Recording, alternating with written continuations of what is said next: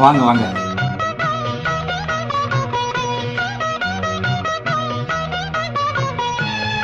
ஏன் நிக்கிறீங்க? உட்காருங்க. நீங்களும் உட்காருங்க.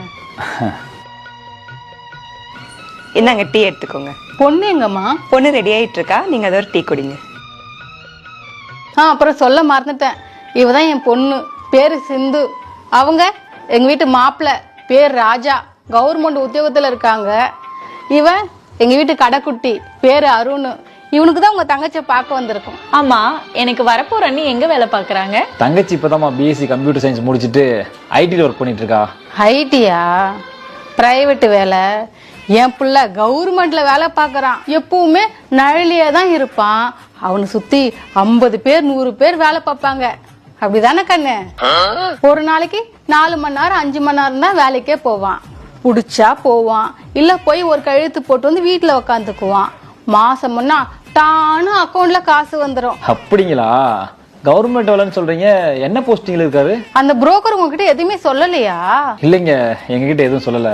நீங்க இப்படிலாம் கேட்பீங்கன்னு எனக்கு தெரியும். அதான் என் மகனோட ஐடிங் கார்டை கொண்டு வந்திருக்கேன். என் செல்லக்குட்டி, எடுறா கார்டை.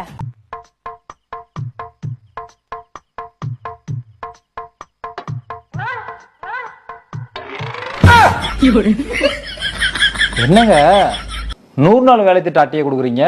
அதுவும் கவர்மெண்ட் வேலை தானே? கவர்மெண்ட் வேலை தான்.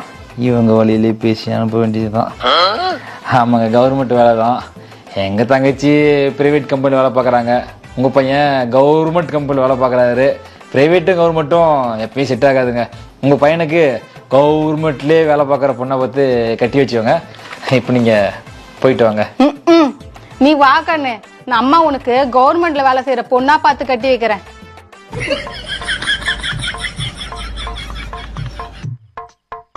பிரதர், நீங்களும் கவர்மெண்ட் ஜாப் தானே? நீ?